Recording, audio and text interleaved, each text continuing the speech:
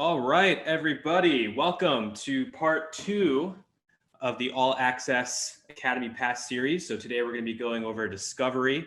I'll be your professor for the next 30 or 45 minutes. My name is Nimit Bhatt. I'm the Managing Director of Business Development and Partnerships at memoryBlue. So for those of you who joined us last week, welcome back. Those who, this is their first one that they're attending. This is a 6-part webinar series where we're actually going to be breaking down for the first 4 sessions, kind of the anatomy of a cold call. We're actually going to be taking you kind of through a journey through what a cold call looks like. So last week we talked about how to open up the call, how to tell the prospect why you're calling and kind of pique their interest and give them a reason to kind of continue that conversation. Today we're going to talk about the meat of the call, right? This is my favorite thing to talk about, right? The discovery. How do you get into it with the prospect? How do you ask them questions? What kinds of questions should you be asking them? And then next week, we're going to be covering objection handling. So we're going to go over kind of the more common objections that you're going to be running into and how to handle those and combat those. And then we're going to wrap up May with closing and how to close for next steps on these calls. And then in June, we're going to tackle things outside the call, list building, how to handle gatekeepers, how to use them to your advantage. And then we're going to wrap up in June with emails and voicemails. So what is memoryBlue Academy? So this is a 6-week inside sales training program that's really designed to teach the foundations, all right, the basics of never made a cold call in your life before. Perfect. This is how we do it. It starts with a 2-day boot camp. So all the modules that we're going to be going over, starting last week or over the next few weeks, everything that we're going to be talking about is actually covered in our 2-day boot camp. So following our 2-day boot camp, we do 6 weeks of application. So this is where you go out, you get a call recorded of you using one of these techniques, bring it to the session, and we're gonna break it down. We're gonna go over it. We're gonna tell you what you did well, and what else you could be working on. And then we have our daily huddles that cover metrics, successes, and challenges in the previous day. And this is the same onboarding for all of our new SDRs at memoryBlue. So everything you're gonna see here, well, you would see if you were an SDR with memoryBlue. So with that in mind, and kind of the spirit of all this is that we're actually giving away our memoryBlue Academy free through June. So it's the same exact onboarding that you would get if you were an SDR at memoryBlue. So this is perfect for if you just recently joined a company as an SDR and you just want to get the basics. But this is also good for those of you that want to learn a little bit more and those who want to brush up on your skills. This is actually a $1,500 value that we're giving away. Our star class is actually for May, and the first one in June are actually already full. So our last one is in June 15th, 16th. There's only about 13 to 14 seats left in that. So if you want to learn more, go to memoryblue.com/academy. You'll see the URL at the bottom of all the slides. So check that out. You can learn more about the training and how to sign up. So let's jump right in. Discovery. So there are 2 analogies that I like to use when I talk about discovery, when I've coached SDRs on discovery. The first is buying a car. So imagine, right, lockdown's over, you're going to a car dealership to purchase a car. The salesperson, they come out, they approach you. They don't just start showing you every single car on the lot, right? They ask you questions. They get to learn about you first before presenting you with a multitude of options. Right? They ask you questions like, where are you currently driving right now? What are you looking for in a new car? What features are important to you? How are you going to be using this car? Is this for work? What's your budget? Right? So they ask you these questions because based on what the answers are going to be is going to determine what kind of car they're going to show you. They're going to ask these questions and they're going to say, all right, well, kind of based on that, I think you should check out this Honda Civic. Second analogy I like to use is when you go to the doctor. If you walk to your doctor's office and you sit down and say, hey, I'm actually feeling kind of sick, they don't immediately just write you a prescription, right? That's malpractice. All right, if your doctor does do that, you should get a new doctor. But they sit down, they ask you questions, they get to learn, they ask you, what are your symptoms? How long has this been happening? How would you rate the pain? Have you had any changes in your medication? They ask you these questions because based on what you say is going to ultimately determine what the next course of action is going to be. And as a salesperson, that's what you're doing. You're diagnosing your prospects. You can't provide them a solution if you don't know what the problem is. And even if you kind of have an idea what the problem is, you have to dig more and you got to really understand how that problem affects them before you can provide them with any type of solution. Especially if you're selling software. Software is highly, customizable, and you might sell a solution that does a million different things, but you have to see what is actually relevant to that prospect and what's the particular problem that that prospect has that you're able to solve. And it all gets down to why people buy. So whether you're selling software, you're selling office supplies, you're buying groceries, there are 3 reasons why people buy in general. They buy because of pain, right? Fear, or gain. So pain is they have a problem right now that needs to be solved. And that's why they buy, right? You're out of groceries, right? You got to go. People buy out of what we call fear, right? Which is, they don't have a problem right now, but they kind of see pain coming. So they want to take preventative measures now to avoid that future problem, right? People go to the doctor or they buy medicine, right? Sometimes out of this because they're experiencing some symptoms. So they want to prevent those from getting worse. And then gain, right? We see this a lot with, car example is actually really good for this, right? There's a whole host of different cars you can buy and different budgets, but they all do the same thing. They get you from point A to point B. So gain kind of plays in because, you might want to buy a nicer car for yourself. You might just be able to go buy kind of a budget vehicle, but, you decide to buy themselves to improve their perception. We see this in the B2B world when, especially if someone is new to an organization and they have buying power, they might want to purchase a solution to solve a problem that they can then take to their superiors and say, hey, actually, I'm the one that found this solution and purchased this solution and now X amount of money. So it makes themselves feel better and improves the perception of themselves to others within their organization. So going to the car example again, I need a car now. That's the pain. People buy a car because they need a car right now. Their car is totaled, it broke down. Fear, right? You've been holding on to that 95 Accord and it's starting to really show its wear and tear. So you buy a car because your current one is getting old. And like I was saying earlier, your current car is fine, but I want to upgrade to something nicer, right? That's kind of where the gain plays in.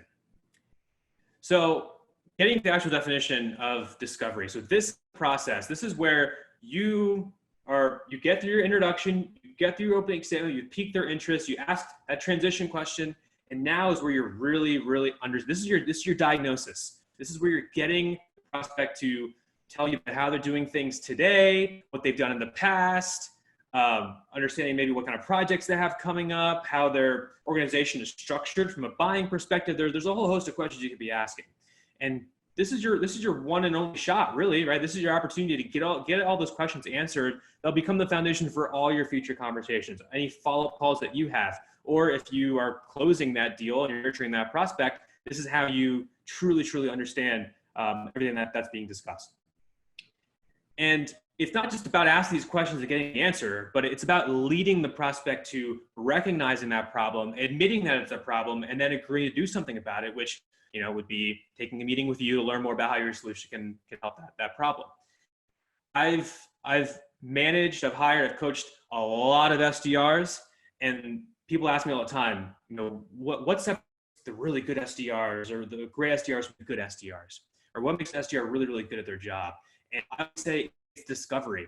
The SDRs that I've seen do really, really well, they've been able to, they have that curiosity and they ask the right questions and they don't stop until they get all that information. And they really show that they care about asking these questions and they get that prospect to kind of have that conversation with them.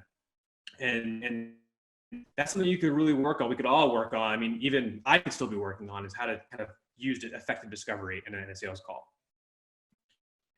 And it's important mainly because your solution may solve a problem that the prospect doesn't realize they have yet. We see this a lot, with a lot of our cyber campaigns, right? The time that, network security professional might purchase some type of firewall or some type of preventive solution will probably be when they actually have a problem. And especially when you're working in tech, a lot of the technology is kind of on the cutting edge. It's very innovative and it solves a problem, again, that people don't realize.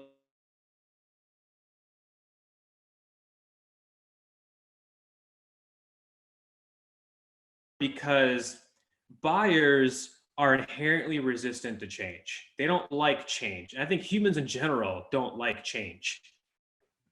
And it brings me to an interesting example. So you guys see this keyboard layout, right? It's the QWERTY keyboard. And this is the keyboard layout that we've all known for the entirety of our lives. But we never really stopped to think why the letters are laid out that way. And I'll kind of give you a history lesson here for a second. So let's take it back to the days of the typewriter, right? So before we had digital computers, right, the typewriter. The keyboard on the original typewriter is actually laid out alphabetically. You had A, B, C, D, E, F, G, all the way to Z. But what would happen is they would jam up because people got really good at typing on those typewriters. They knew exactly where the letters were, and they were going at it, and it would actually jam up the machines. So in an effort to slow people down from jamming up the machines as they type, they just jumbled the letters all over the place, right? And they did that so they could slow people down while they tried to fix the problem, right? That's just how they handled things back in the day, I guess. So it's laid out this way. I always grew up thinking, oh, maybe it's based on where your fingers are, but there's actually no scientific reason why they did. They just split up all the letters to slow people down. There's another interesting theory that I've heard that if you look at the top row of a QWERTY keyboard, you can actually type out the word typewriter. All the letters are there, and they say they did that for typewriter salespeople so they could show off how quickly you could type on it, because people were like, wait, what is this keyboard layout? So there'd be an opportunity for them to say, well, actually, it's not hard to type on it, and they would quickly type out the word typewriter, which is pretty interesting. It all comes back to sales. But kind of the moral of the story is, they jumbled up the letters to slow people down. It worked, fixed the problem, but they didn't go back to the alphabetical keyboard. And then we stopped using the typewriter, the digital computer, the personal computer, with the keyboard, and that keyboard was laid out the same way for many, many, many, many years to this day. And then we switched to mobile devices with a touchscreen keyboard. That's a software keyboard. That can be changed. They could have easily changed it back to just A, B, C, D, but they didn't. And we still use the keyboard today on a handheld device where we use our thumbs to type. So it all goes back to, well, why? Like, why they never changed it? Because people don't like change, right? If the president today issued an executive order that we had to change all the keyboards to A, B, C, D alphabetically, people would go crazy. So it's important to have that discovery. It's important to ask those questions because already off the bat as salespeople, we're at a challenge because people are just inherently resistant to change. So one thing you learned today, it's the QWERTY keyboard. And people are resistant, especially in the business world, because it introduces a lot of uncertainty and risk. I mean, a lot of these technologies that we're selling, they're very, very expensive. So what if this doesn't work out and I'm actually worse off than I am today? And it goes back to why people buy. This is the opposite side of that gain piece of actually what makes me look worse. So there's a lot of uncertainty. There's a lot of risk in a lot of these purchases. So kind of getting the goals of discovery. You want to first and foremost understand how they're doing things today. You're buying a car, right? Well, what car are you driving today? And then you want to uncover that problem, whether it's a pain, a fear, or a gain. Pain and fear, that's first level. That's pretty easy to get. But it's that gain that's going to be really, really tough. You have to have a lot of work to get there. But not just uncovering that there is a problem, but uncovering the impact of that problem. And you want to listen actively with empathy, which we're going to get into. So let's talk about questions and the types of questions. So there are two types of questions that you could be asking. There's open-ended and there's closed-ended. So an open-ended question it's really about making it a conversation. You don't want your discovery to sound like a survey, and you can prevent doing that by asking open-ended questions. They typically, not always, but most of them start with who, what, when, where, why, how. That's a great way. If you see a closed-ended question, you return to an open-ended question, just throw one of these behind it, and most likely you'll be able to change it. And you want to use it at the beginning of your discovery. This is really where you're going to get the prospect to open up. And we find is that most salespeople, they don't ask enough. They go right to kind of clarification questions versus really taking the time. And it can be a little awkward. I know, I get it. I've seen, especially a lot of our newer SDRs, they just, I mean, it's nerve-wracking enough to be on these calls and you're just trying to get to the point. But over time, right, you got to ease into it. You got to be a little more relaxed. You got to have that, you kind of get really conversational, really, really confident. And this is your opportunity. This is, like I was saying before, the great SDRs, they're really good at this. They use the discovery as an opportunity to build world-class sales skills. And a big reason for this is you're going to have some type of, call script or messaging that you can always look to. But when it comes to discovery, it's tough to do that. You'll have the question, but I mean, there's no real order of your questions because depending on what the prospect says, you might actually ask a different question. So it really kind of throws you off your game. Like this is really, you have your introduction, you kind of just read it how it's on your script. Then you say your opening statement. Again, you read it how you've written it out. But with discovery, you can't really do that. So this is your opportunity. This is really where you can really get your skills. You can hone in on your craft. So the opposite end, closing a question. So closing a question, historically people know it's a yes or no, but that's not necessarily true. It can typically be answered with one or two words, a very short answer. And so this is the opposite of getting into a conversation. So it could be a yes or no, but did it catch you at a bad time? That's a yes or a no. How long have you been in your role? Right? That's not a yes or no, but that's 5 years, right? Or 2 months. So it's you get a very short 1 or 2 word answer. It's great for clarification. So I'll say, historically, I think a lot of sales philosophy kind of tell salespeople, closing-ended questions are bad. Don't ask closing-ended questions. Only ask open-ended questions. However, that's very difficult to do. I mean, you could just try in a regular conversation, just asking only open-ended questions. But closing-ended questions aren't bad. It's just you don't want to use them at the beginning of your discovery. You want to use them when it gets farther into the conversation. Great for clarification. It's great for advancing the call forward and for what we call tie down. So things like, does that make sense? Or do you have any questions? Right, those are yes or no, but they're meant to kind of tie down the conversation so you don't feel like you're talking too much.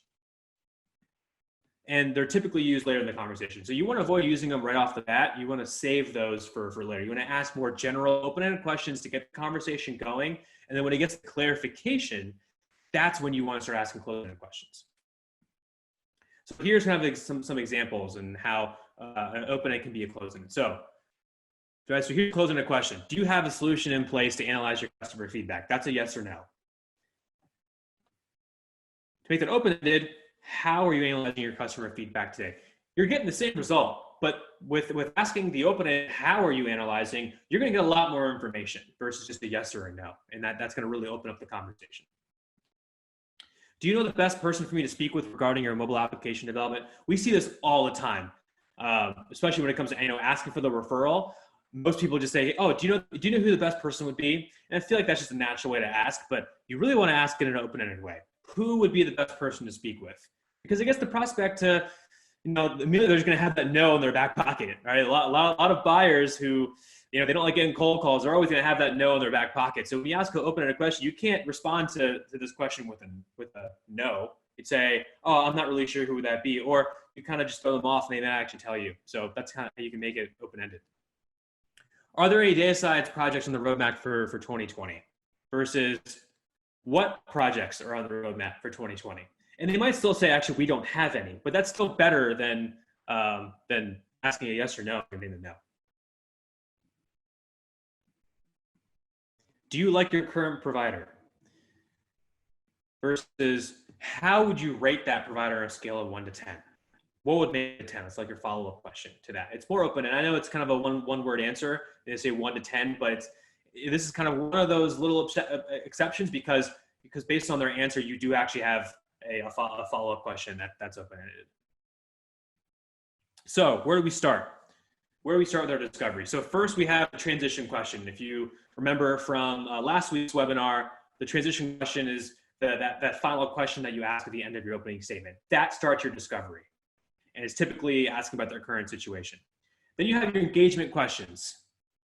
All right, this is, again, understanding their current situation, uncovering their goals, initiatives, their pains, determining kind of their attitude and receptiveness to change. Right? Are they stuck in their ways or are they at least open to having a conversation?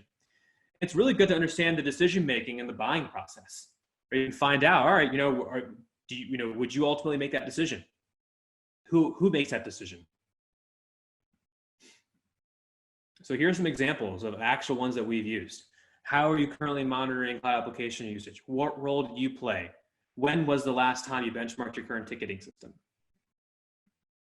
How would you rate? We've done this one already. And when it comes to using an ATS, what features are most important to you? What made you decide to go with them over other solutions? And then you have your pain funnel question. So you can actually lace these throughout your call. That's probably where you're going to be using them, but this is, again, great for that clarification. So this is another way you can really make it sound like a conversation. So following up on engagement questions. So uncovering the impact of the problem, and it, again, makes it feel less like a survey. And it shows that you care about asking these questions. So you're not just kind of going through your list, boom, boom, boom, and then saying, hey, you want to take a follow-up meeting, or you want to see it? So here's some examples. Can you give me an example? Can you be specific? Tell me more about that. How long has that been a problem? What sort of impact has this had on the organization? That's your gain right there. That's your third level. What about on you personally? What have you done in the past to try and fix it? Did that work? All right, there's some other ones. Why is that? That's a great one. And then you have your active listening with empathy. So, this is used to make the prospect feel like you have their best interest in mind. It shows that you're hearing what the prospect is saying versus just looking for a way to close that meeting. So it really does show that you care, especially important in today's climate with everything happening. Empathy is huge. You probably hear a lot about that. There are some ways to do that. It's also great for clarification. So here's some examples. You mentioned that you haven't found a way to actively engage with your candidates. How has that impacted your acceptance rate? So the active listening part is really that you brought up something that they said earlier in the conversation. That's a great way right off the bat to show that you're actually listening to them. When you repeat things back to them that they said earlier in the call. And it's gonna be tough at first, but over time, you're gonna get better at kind of taking quick notes and you're gonna remember things. And then the empathy, and how has that impacted X? Right? So asking how that is actually, what the result of that is. Right? Not why, do you think that's a problem? It's how has that impacted your acceptance rate? Because you might find out it really hasn't impacted anything, right? And you can kind of take the conversation right there. I completely understand what you mean. In fact, I hear that a lot with other directors of operations I speak with. This is a really, really, really good one. So this is more of the empathy side. I completely understand what you mean. A lot of salespeople don't say that enough. I understand. That makes sense. In fact, I hear that a lot with directors of operations I speak with. Don't sell yourself short, right? You're making these calls, but you make a lot of these calls and you talk to a lot of people, and you are kind of an expert in talking to people with certain titles that you're, whoever you're targeting. So if you're targeting director of operations, well, over the course of a week, you might have 30 or 40 conversations with directors of operations, and over a month, I'm really bad at math, but that's 120 conversations that you could be having with directors of operations, and you've kind of heard it all at that point. So you can kind of leverage some of that in your conversations. You said earlier that you use Salesforce. How many licenses do you have? So that's active listening, and then using a close-ended question, to kind of follow up on it. All right, so I'll kind of zoom through these a little bit. So you mentioned earlier that you're buried under other projects at the moment. What would be a good time to reconnect and discuss how we can do X, Y, Z? So again, you mentioned earlier. I hear you. That's definitely something I've heard others say about it, and that makes a lot of sense. I appreciate the insight. Right. So again, just the empathy, active listening, super, super important in your conversations. And we talk about conversation flow, and you really want to think of it like a tennis match. Right? Back and forth. You never want the ball to stay on your side. You always want to make sure that you kick it back over to them or hit it back over their side. You really want to feel like you're having that back and forth. If you're not, then you want to just kind of make sure that you're asking a question. You're asking follow-up questions. And you're not keeping that ball in your court. You feel like you're talking too much. So we use a call coaching software here called ExecVision. And what that does is it records our conversations.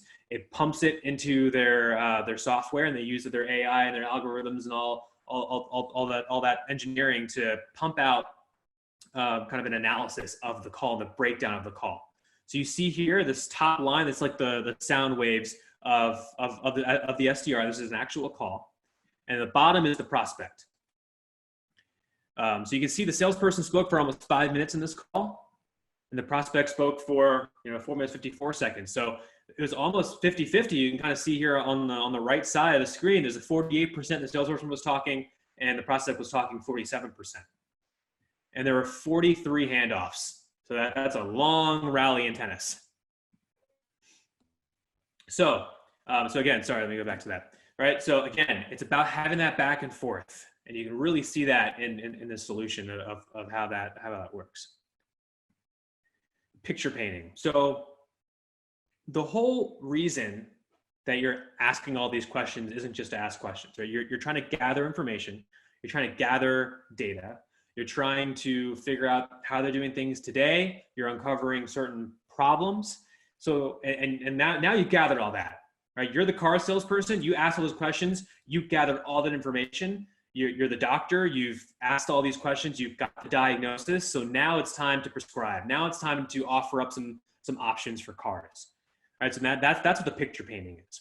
This is the presentation of your solution. This is really the first time you're really talking about what your solution does, which is crazy to think. Most salespeople like to just kind of get it at the beginning of the call, versus in a consultative sell, you want to pique their interest, get into that conversation, and ask them questions and make it all about them.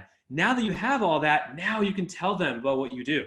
And guess what? It's going to sound super tailored and super personalized to that prospect. Right, as you prescribing. Right, this is your opportunity to share how other clients are using or benefiting from your solution. Everybody likes to think they're special, but if you have a use case specifically for their problem, then this is your opportunity to bring it up, saying, oh, actually, your situation sounds a lot like the work that we did with Coca-Cola. And actually, they were experiencing the same thing in regards to XYZ. This is how we help them.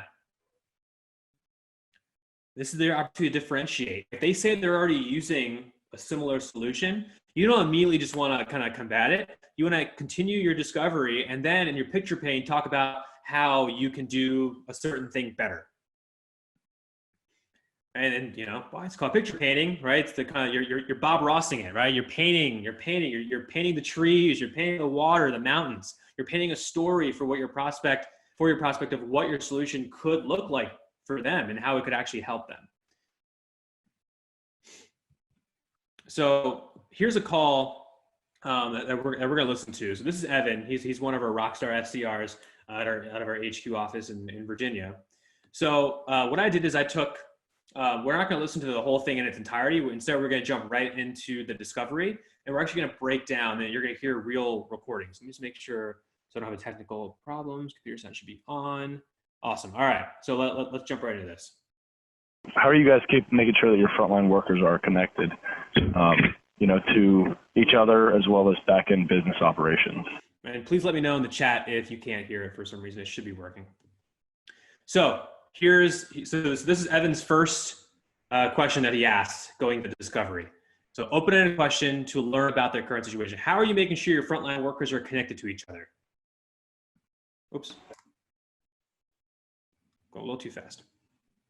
Yeah, we have our own KPI program that we use. Okay. That keeps everybody connected, and so everybody can see what everybody else is doing. We've been developing that over the years for probably the last 15 years. So look at all the information that Evan just got, right?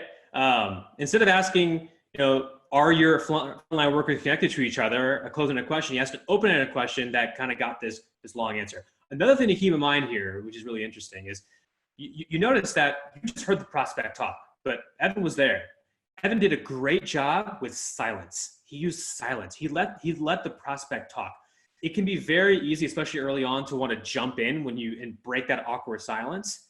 But just keep in mind, the silence can be your best friend. Let's listen to just the prospect one more time and note the silences in between. And Evan didn't just jump in and ask the next question. He waited until there was a really natural end to that prospect, and because it gets the prospect to continue kind of thinking and talking.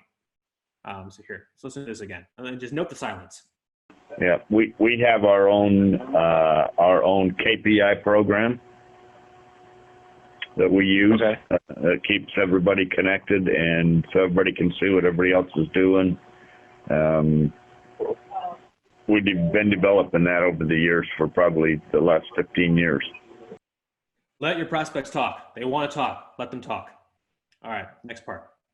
Right. Yeah, and I completely, I commend you guys for moving into that. That's definitely a hot space right now. What does that kind of look like in regards to, what kind of applications and KPIs have you guys built out, like for what kind of purposes, I guess? So first use of empathy, right? I commend you guys for moving into that. That's definitely a hot space right now, right? You can say things like that. You can say things like, I see that you guys are really ahead of the curve. That's great to hear. We use it for safety. We use it for efficiency, gallons per man hour, OE. We use it for quality. We use it for finished product weights, everything. Yeah. So again, great use of silence. Like that's really, really important. And I don't think we talk about it enough, is that the silence is really, really key. Evan could have easily jumped in there at one of those silences and asked another question, but he let the prospect go until the prospect goes, everything. All right. So the first place that I think Evan's kind of stumbled here, which we'll get into, is what's called doubling up. So this is a great opportunity to bring that up.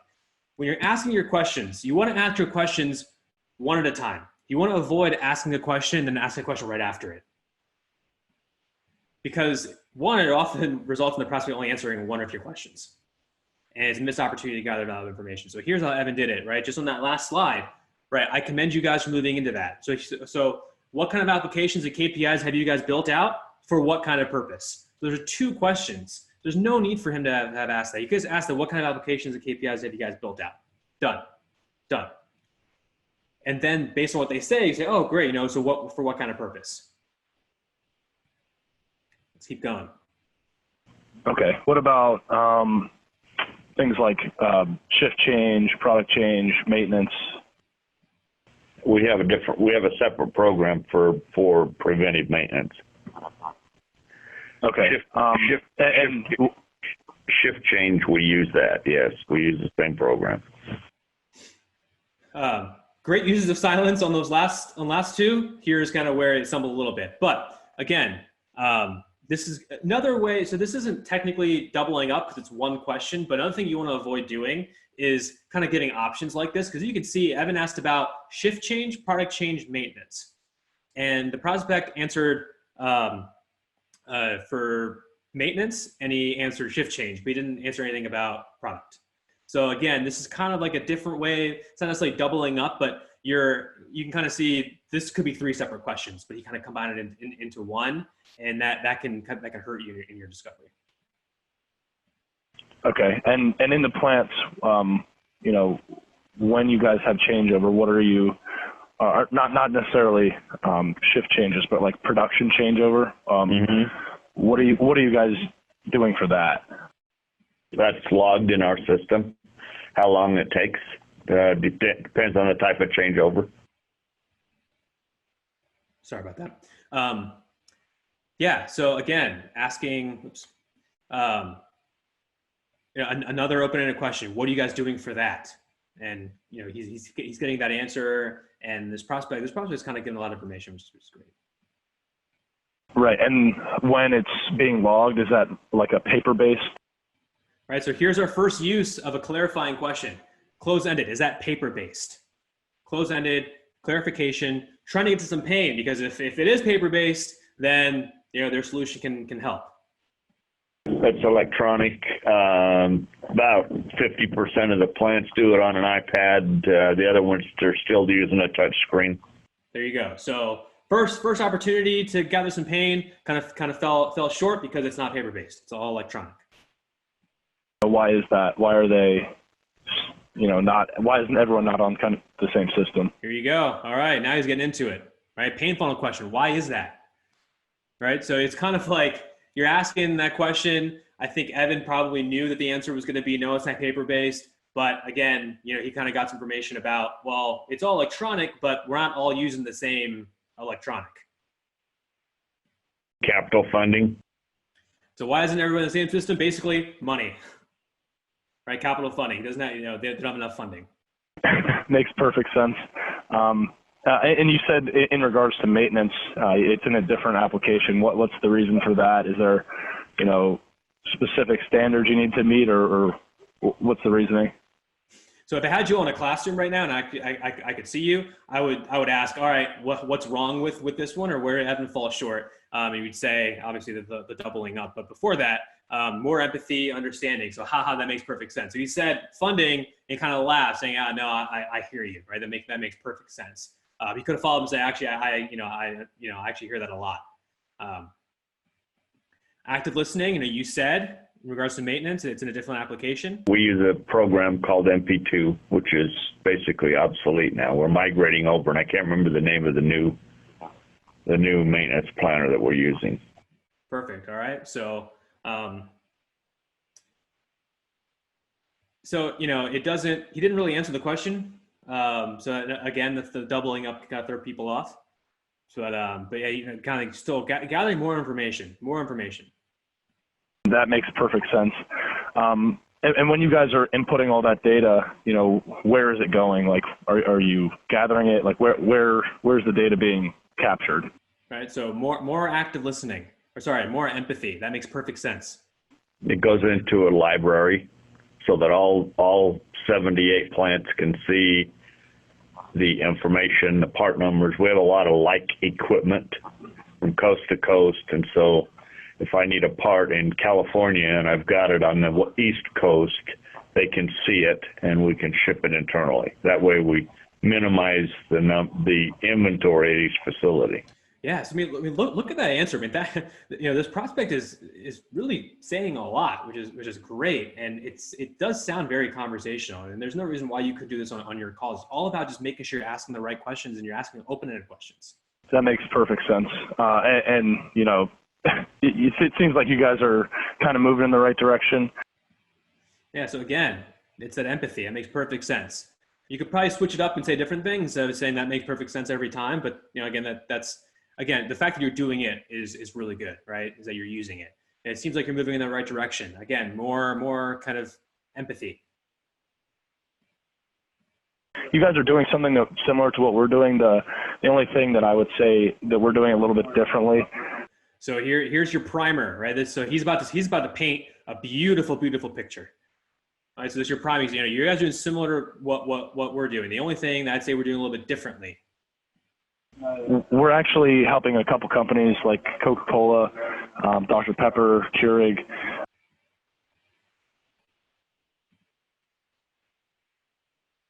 Oh, I guess the audio cut off there. But again, right, we're giving them the capabilities in their KPIs and their dashboard. So we're helping companies like so-and-so solving the same types of issues and problems that you're having, or how, this is how they're benefiting from our solution.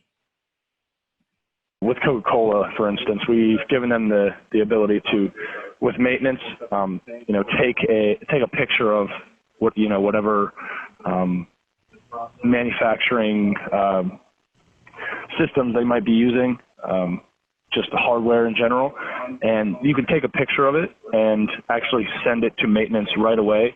So as opposed to having to, send something in, wait for maintenance to receive it, then have someone come over, it's real time.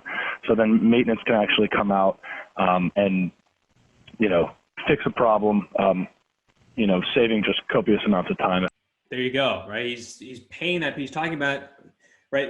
Again, it's not like, hey, this is what we're going to be able to do for you, but this is similar to something we actually have done with Coca-Cola, and this is what we did with them. Right? This is the differentiation. It's the picture. This is where it differentiates the solution from others. You can take a picture of it and send the maintenance right away, as opposed to sending something in, wait for maintenance to receive it, and then have someone come over. It's real time.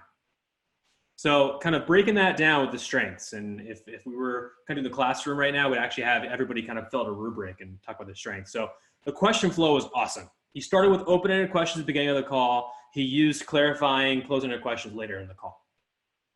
There was a lot of uses of active listening, as you saw. I think I was on a roll with like 4 or 5 slides in a row where he was using empathy, right? Makes perfect sense. Repeating what the process said back to him. Another thing, let's look at the cover. This is how it's actually broken down in ExecVision. So this is the discovery portion of the call. So everything that you heard, if we were put together in one long clip, this is where it would be.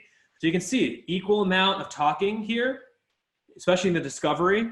You can see later in the call, kind of Evan was going, But during the discovery, there's an equal amount. There's that back and forth. You can kind of see it kind of going up and down, back and forth, like that tennis match.